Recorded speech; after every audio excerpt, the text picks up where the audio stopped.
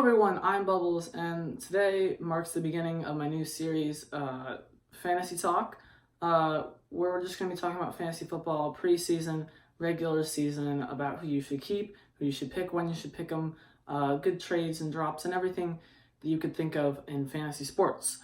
And our first week is a very important topic that a lot of people are kind of stressed about because of last year, which is the holdouts. And the main people who we have holding out right now are Ezekiel Elliott and Melvin Gordon. Now, if you know anything about fantasy football or football in general, you should know that last season, Le'Veon Bell sat out the whole season and killed many people's seasons, including me, and basically screwed everyone over because he just sat out and didn't play and became a free agent this season and is now with the Jets, and that's a whole entire different topic. And if you want me to make a video about Le'Veon Bell, I'll definitely do that in week 2, 3, 4, whatever. But today, we're focusing on the current people who are holding out, which are Melvin Gordon and Ezekiel Elliott.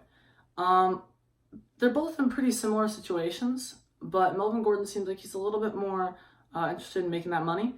And he's even gone as far as saying that he is definitely willing to be traded and is requesting a trade instead of keeping his current contract.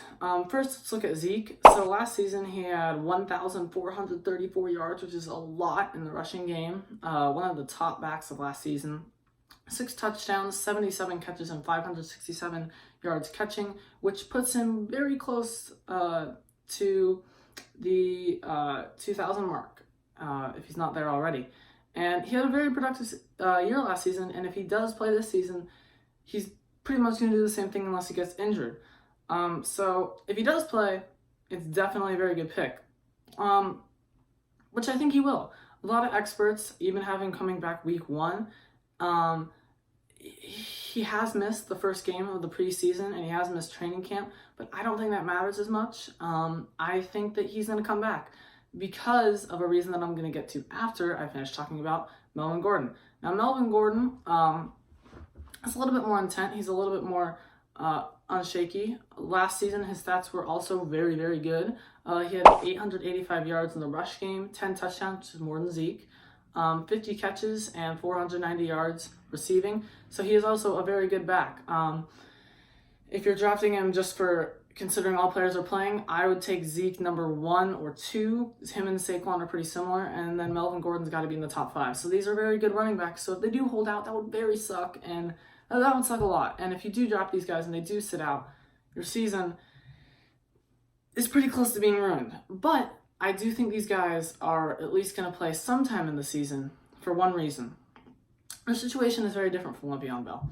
Now, Le'Veon Bell last season, he sits out. Obviously, he's a free agent unless the Steelers want to pay him $21 million. If they pay him $21 million, I don't think he'd be complaining a whole lot. He was in a different situation where he sits out, he becomes a free agent, he can go anywhere he wants. Melvin Gordon and Le'Veon Bell are in a different situation. Melvin Gordon and Ezekiel Elliott. If Ezekiel Elliott sits out this year, his $3.8 million that he'd be making this year just goes the next year. That's just next year. His $9.1 million that he should get next year just goes to the year after that. So he sits out this season. He's in the same situation next year, and he's not going to be a free agent. He's basically just adding more time. He's just losing a year of what could be his prime. And the same thing with Melvin Gordon. If he sits out this season, his $5.6 million, which he'd be making, just goes to next year. And he's not a free agent. He's in the same situation, and it really doesn't help them a whole lot. So this makes them really want to either get a deal or, in Melvin Gordon's case, get traded. So I think there's a very, very, very, very, very small chance that they sit out the entire season. I think Ezekiel Elliott will come back weeks 1 through 3. He might sit out a game or 2, but for him being so good, I really wouldn't blame you if you took him 1 or 2. I'd maybe rather have Saquon just for the reliability. But if you take Ezekiel Elliott second, don't feel bad. Don't be too worried because he's probably going to come back. He's going to be encouraged to make a deal or just keep his current contract because it doesn't do him any good. Melvin Gordon's a little bit different because it would only push it back. Ezekiel Elliott still has 2 years on his contract. Melvin Gordon only has 1. And if you've seen him in interviews and his quotes, he is a lot more intent. So I think there is a possibility he sits out into the weeks 4, 5, maybe 6. 6 or 7 is as far as I could see him holding out. Or he gets traded, which might not be a bad thing. The Chargers offense he does pretty well in. He isn't given an 100% of the role, he still has the pass attack if he's not doing so good, just to recover. And his offensive line is pretty good. But being traded wouldn't be the worst thing. If you take him maybe second, third round, depends on how you feel about him, and he gets traded, I wouldn't feel so bad.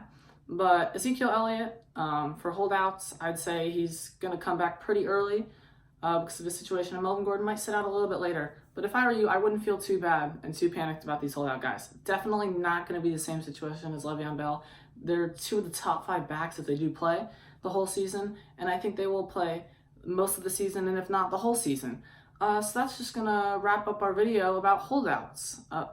Wait, it's not the end of the video. There's still more time you can see on the bar. Everyone else is playing good. I mean, Michael Thomas has returned, and oh my god! Antonio Brown. Let's talk about Antonio Brown. Oh my god, I cannot believe this guy is doing this stupid stuff.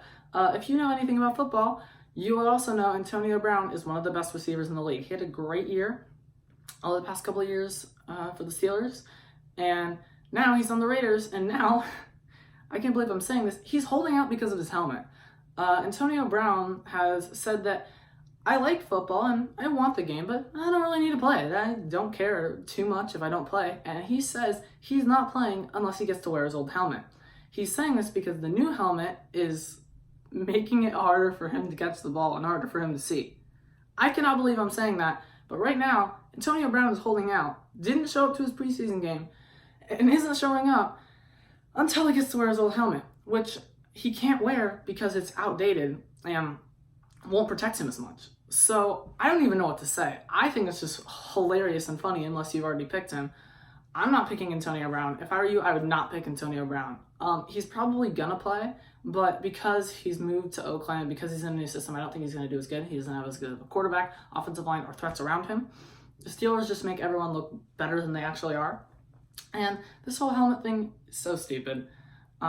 He's gonna play, but he could sit out a couple weeks and really hurt your season. So I would not draft Antonio Brown, and I think that's got to be the stupidest and funniest holdout. But that is the end of the episode. Thank you guys for watching this episode of Fantasy Talk. If you have any other ideas for following weeks, just leave them in the comments below. And that's all I have to say. Leave a like on the video if you enjoyed it, and subscribe if you want to see more content. Without further ado, I'm Bubbles, and I'm out.